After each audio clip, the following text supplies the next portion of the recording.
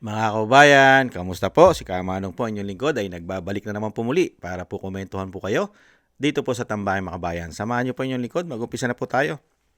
Magkomentuhan na po tayo mga kababayan.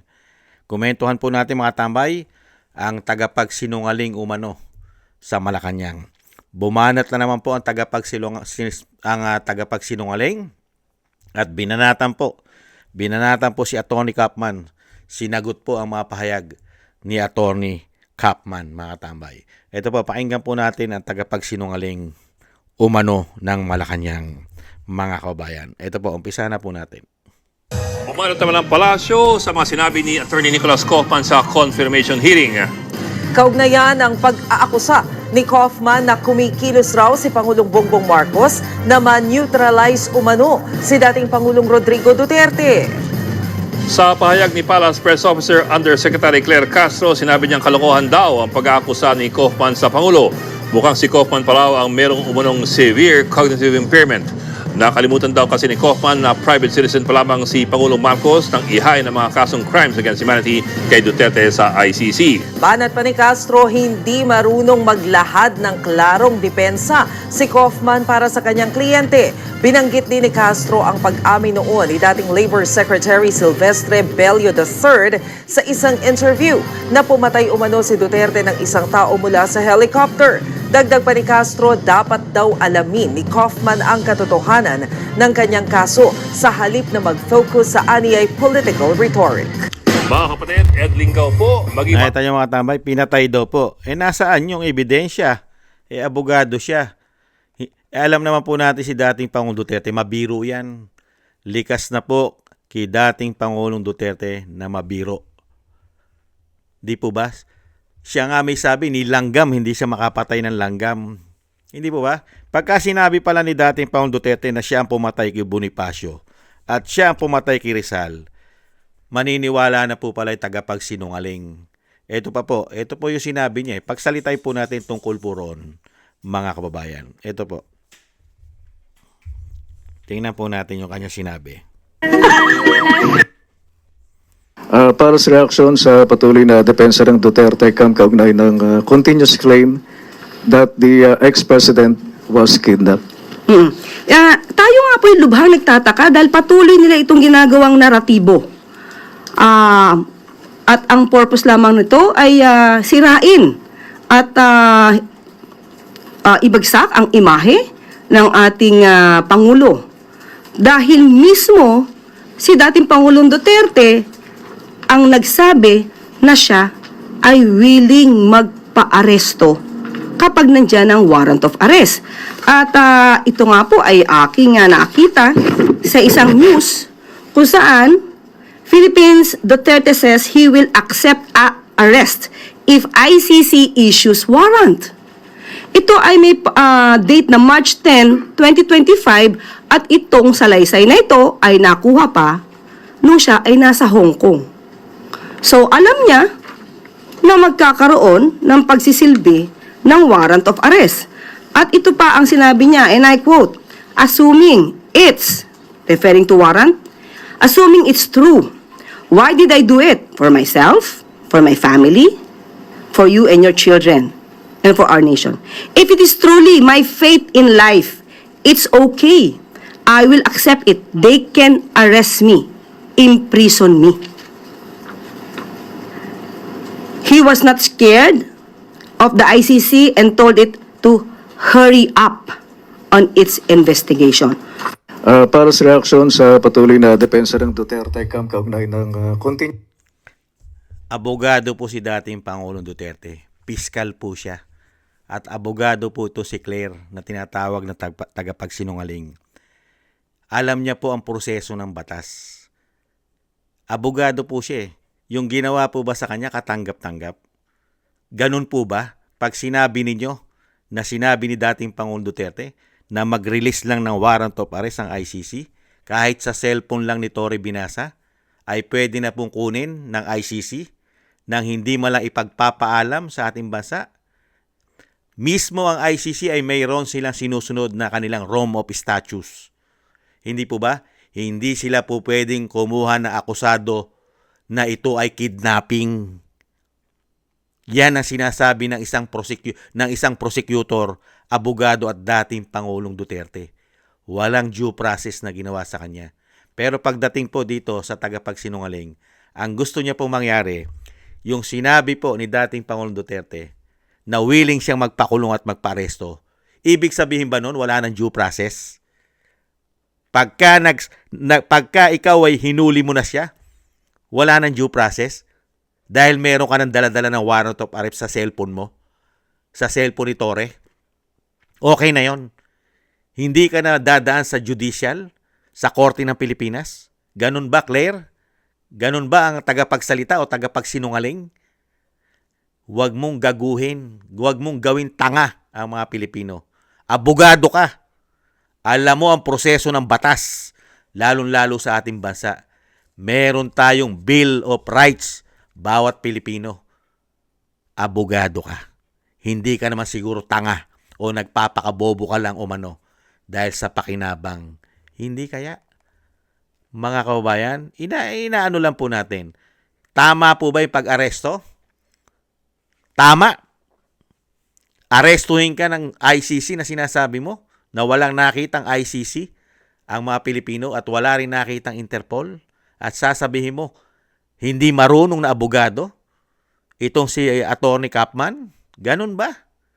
Dahil siya ay isa rin siyang prosecutor ng ICC at alam niya ang rules ng ICC. At alam niya na ang lahat ng ulo at may kagagawa nito, alam ni Kapman kung sino. Hindi po ba? At sasabihin mo, mas matalino pa kayo? Mas matalino pa si Bongit na tinatawag ng bangag ng kanya ate na hindi abogado, hindi nakatapos ng pag-aaral, mas mahusay pa sa maalam sa batas katulad ng dating Pangulong Duterte na isang piskal, isang abogado na sumusunod sa batas. Ano gusto mong ipakita sa mga Pilipino, Claire? Tagapagsinungaling ng Malacanang umano. Gusto mo ipakita sa mga Pilipino na ganyang klasing batas ang susundin? Kukunin mo na lang sa airport at dadalin mo sa Villamor Air Base? Okay na? Ganun po ba, mga kababayan?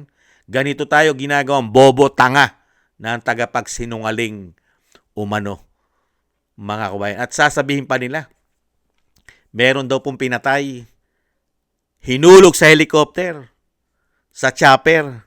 Nasaan? Nasaan ang findings? Nasaan ang ebidensya? Hindi po ba? Napakahusay pong gumawa ng kasinungalingan na wala naman pong katotohanan. Hindi po ba? Ito po ang ginawang pag-aresto. Ibalik tanaw po natin. Tama ba ang ginawang proseso nila? Panoorin po natin ulit. Ginagawa po talaga. Ano po ang reaksyon niyo po? Ang anak ko pupunta dito.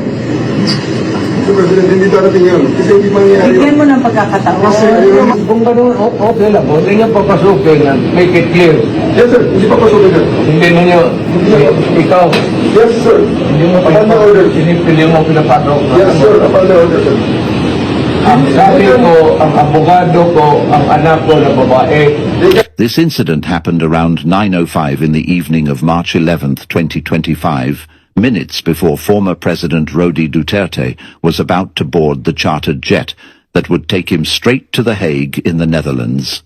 Notice how former President Duterte was trying to interrogate General Sir, Torre. hindi pa pasukin yan. hindi ninyo, ikaw, Yes, sir. hindi mo Upon the order. pinipili mo pinapasok. Yes, sir. Upon the order, sir. He deliberately repeated his question to pin down the general, who was determined to deny the former president of his right to counsel. Under Article 3, Section 12, any person under investigation for the commission of an offence shall have the right to be informed of his right to remain silent and to have competent and independent counsel, preferably of his own choice. If the person cannot afford the services of counsel, he must be provided with one. These rights cannot be waived except in writing and in the presence of counsel. This is solid proof and irrefutable evidence that General Torre deliberately denied FPRRD his constitutional right to a counsel of his choice. Ang anak ko, Yan po kasi ang gustong mangyari ni Claire ng tagapagsinungaling ng Malacanang umano. Wala na pong susunding konstitusyon.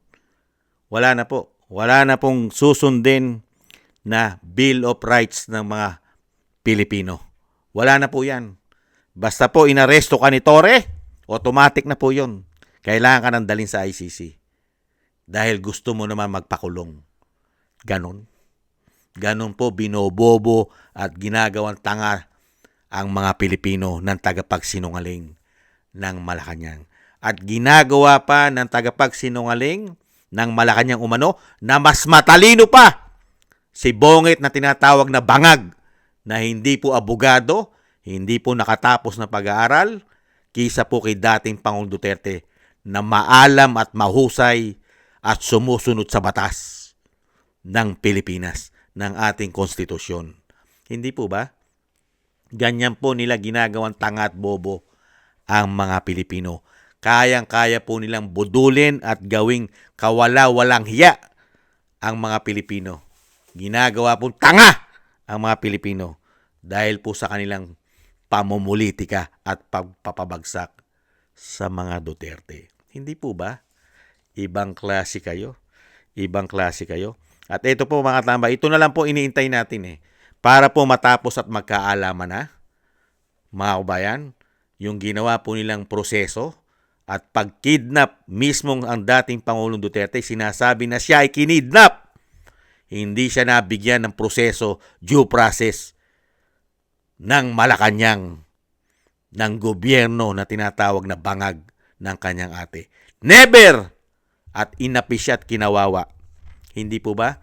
Kasi kung si Claire ang susundin mo, hindi na uso ang ating konstitusyon. Wala nang silbi pagdating kay Claire ang Korte Suprema. Wala na!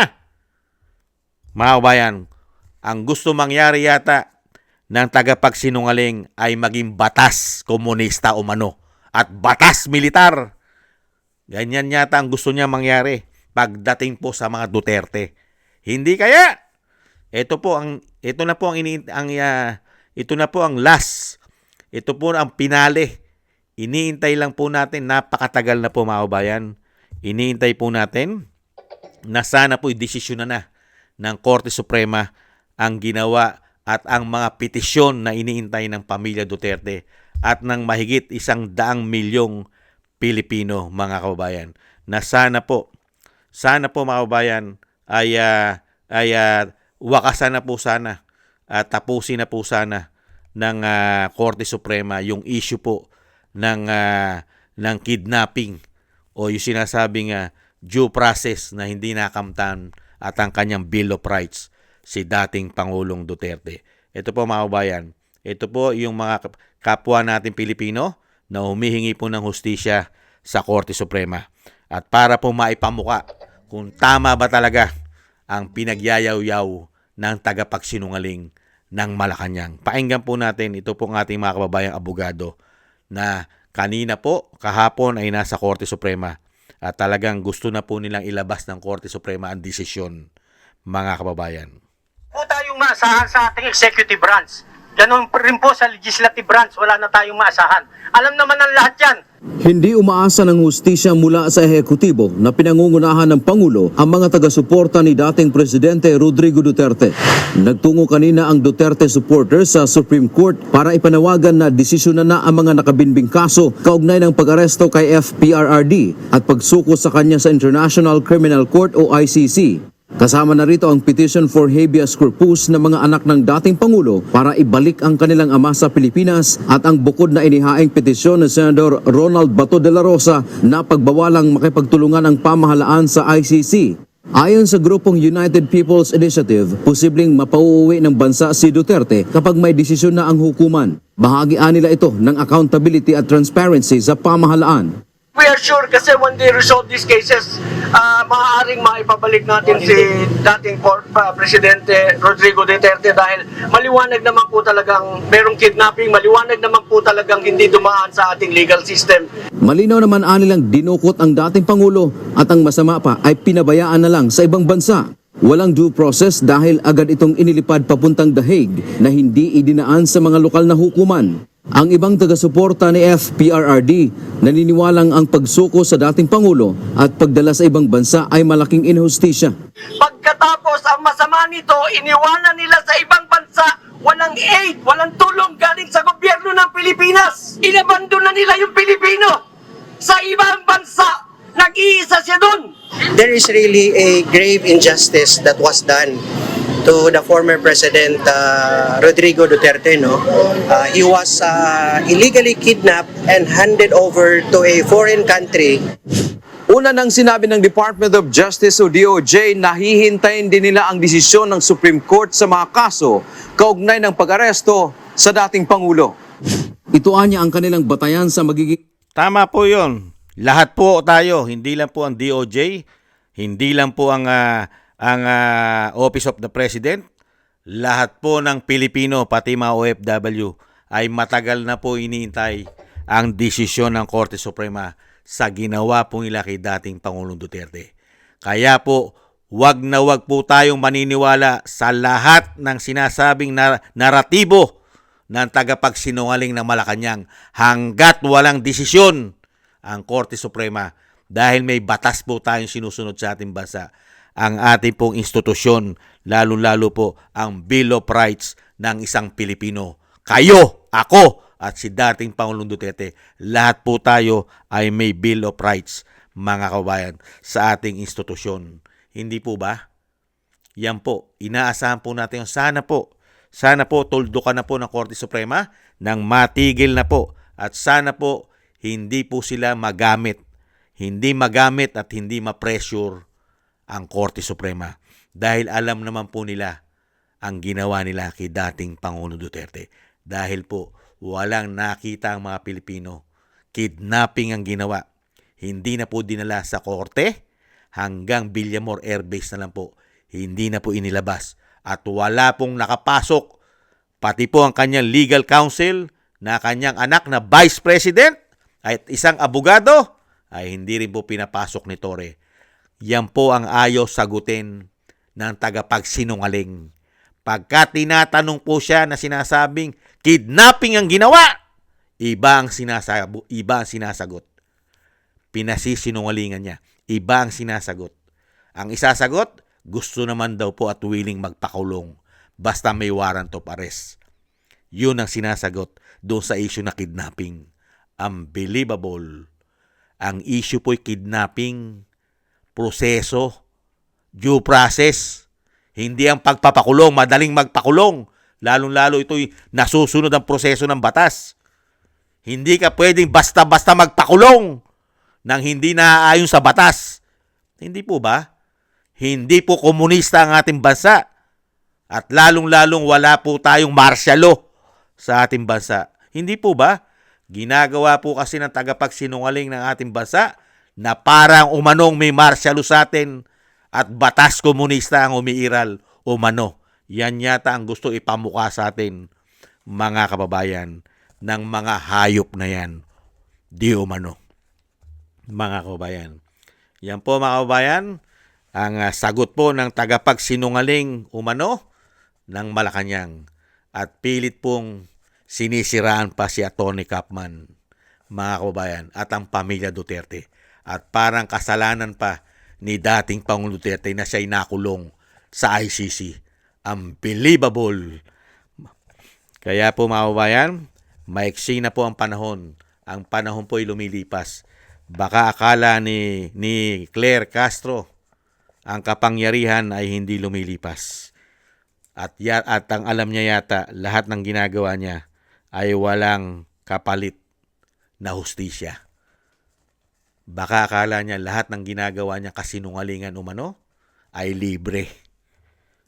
At siya ay makakaligtas sa lahat ng napakarami na ginagawa niyang tanga at bobo ang mga Pilipino. Baka akala niya ay ligtas siya sa karma na sinasabi ni Cara David, mga kababayan. Maraming salamat po, mga kababayan, sa mga gusto po natin tambayan, mga kababayan, at tayo po sa YouTube at TikTok. Thank you po sa mga gusto. At patuloy po tayong manalangin, mga kababayan. Ipagdasal po natin ang pamilya Duterte at ang ating buong sambayanan, ang ating Vice President at ang dating Pangulong Duterte na sila po ay maingatan sa kapahamakan at ang ating buong sambayanan. At madugtungan pa po ang buhay at kalakasan ng dating Pangulo. Maraming salamat po sa mga dasal po ninyo, mga kababayan. At thank you din po sa mga sa mga subscribers po natin at sa patuloy po nagsusubscribe. At syempre po sa mga nagko-comment, like, share, and subscribe. Mabuhay po kayong lahat. Thank you po sa inyo. Shoutout po sa inyo lahat. At syempre po maraming salamat po sa nagbibigay po ng tulong at biyaya. Shoutout po kay Tatay Nick ng Canada, kay Eric Hershio ng Canada, kay Balance Vision TV, kay Gayat Siena, kay Annie Jo, ako si Pilam, Kingston ng Hong Kong, Jesus Valdepena, kay Jake Yahut ng California, USA, Gina Ray ng Berlin, Germany, Julieta Silona ng Sydney, Australia, Baby Roman at Ate Isa ng Cagayan. Thank you po sa inyo mga kabayan at ingat po kayo, lalong-lalo po sa inyo pong mga paggawa. At syempre po mga kabayan, konting tis lang po tayo. Hindi naman po panghabang buhay po at hindi naman po ang kasamaan na maghahari sa ating bansa. Hindi po magtatagumpayan ng napakatagal. Babagsak at babagsak po yan. Lalo-lalo po ang kasamaan at ang ginagawan mo ng kasamaan ay mahigit 100 million Pilipino. Napakarami po ang magdarasal na ikaw ay hindi magtagumpay. Hindi po ba? Ingat po. God bless po sa inyong lahat mga kabayan. Paalam. Bye-bye.